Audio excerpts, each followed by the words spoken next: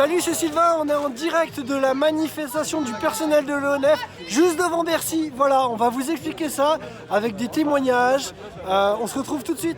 Au moment où le feu démarre, si tu arrives à l'éteindre, et c'est ce qu'on fait en général, on n'a pas tous ces incendies qu'on voit. Et c'est là, moi ce que j'ai compris, c'est que c'était le maillon le plus important. Exactement, on a des secteurs, on patrouille, on a à peu près 6 à 700 litres d'eau dans nos véhicules 4x4 et en quelques minutes on intervient. En général, l'intervention, elle se fait entre le moment où on a l'alerte et on part entre 6 et 10 minutes. On a une baisse des effectifs, ils nous annoncent une baisse des effectifs majeure, on était à peu près un peu plus de 180, 189 exactement, et on se retrouve 155. Et ils veulent prendre des prestataires externes, donc ça veut dire des intérims, des personnels qui ne seront pas spécialisés. Du coup, il risque d'avoir moins de gens comme toi sur le terrain? C'est ça qui se joue aujourd'hui? Surtout des personnels qui ne sont absolument pas spécialisés dans l'extinction des feux naissants. À savoir que quand on arrive sur un site, il y a plusieurs dizaines, voire plusieurs centaines de mètres carrés en départ de feu. Et là, on a affaire déjà à des flammes qui peuvent atteindre 6-8 mètres de haut. Et voilà, il faut déjà savoir exactement ce qu'on fait, où cibler pour pouvoir intervenir et dans l'absolu, maîtriser, voire éteindre complètement l'incendie. D'accord. Mais c'est quand même assez dingue parce que là, tout à l'heure, on va aller ensemble à une audition à l'Assemblée nationale où des députés veulent essayer de comprendre comment on peut mieux lutter contre les incendies.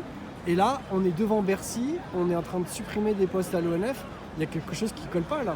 La meilleure façon d'intervenir, vraiment d'augmenter cette potentialité de pouvoir éteindre les feux, c'est d'augmenter les effectifs, tout simplement. On n'est pas assez nombreux. Bonjour, moi c'est Léa de la Fontaine. Du coup, je suis garde forestière en Côte d'Or. Et aujourd'hui, ce qui me révolte un petit peu, c'est que la forêt, c'est la solution à tous les maux face au réchauffement climatique et aux problématiques actuellement. Et malheureusement, on ne donne pas les moyens de faire nos missions pour la préservation et la gestion de cette forêt française.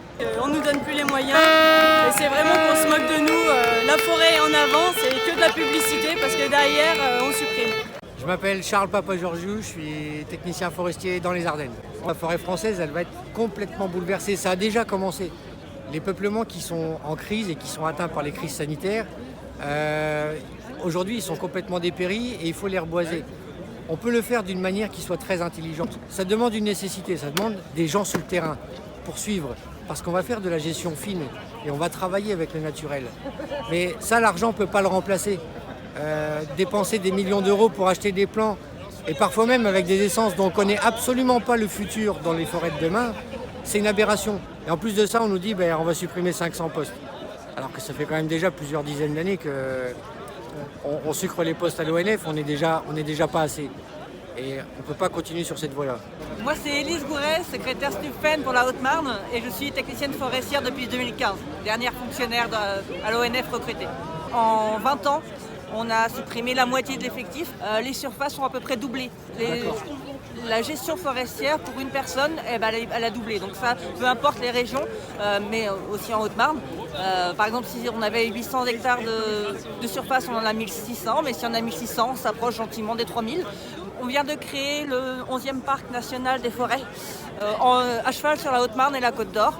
Et au lieu de recruter du personnel, on supprime encore des postes. Mais M. de Normandie a encore déclaré qu'il n'y aurait aucune suppression de postes de terrain. C'est vrai ou pas? Aujourd'hui, chez toi, il y a des suppressions de postes de terrain? Ceux qui partent en retraite ne sont pas toujours remplacés. Ah ouais. Donc ça s'appelle une suppression. Alors des fois c'est gelé, mais oui, il y a ça. Et puis moi je suis désolée, les ouvriers, 95 postes de supprimés d'ouvriers, notamment d'ouvriers par an, ça s'appelle des suppressions de postes de terrain. Et pour moi les administratifs aussi font aussi du terrain parce que sans eux, on serait bien embêtés à faire notre boulot. Alors qu'est-ce qu'on est en train de se passer là? Écoute, tu vois où on en est. Là l'idée c'est qu'on est obligé de faire une bourse aux vêtements. A priori il n'y a plus de sous à l'ONF pour payer les vêtements aux nouveaux gardes forestiers. Donc on est obligé de donner des vieilles fringues, de donner tous les uniformes qui n'ont pas été mis avant. On est obligé de les donner aux jeunes qui arrivent parce qu'ils n'ont plus de fringues à se mettre. D'accord. Donc c'est quand même une honte à un moment donné dans une maison comme la nôtre de ne plus pouvoir faire valoir l'uniforme forestier, l'uniforme du garde forestier. Voilà où on en est, quoi. Ça démontre encore une fois que on se soucie peu de nous, quoi.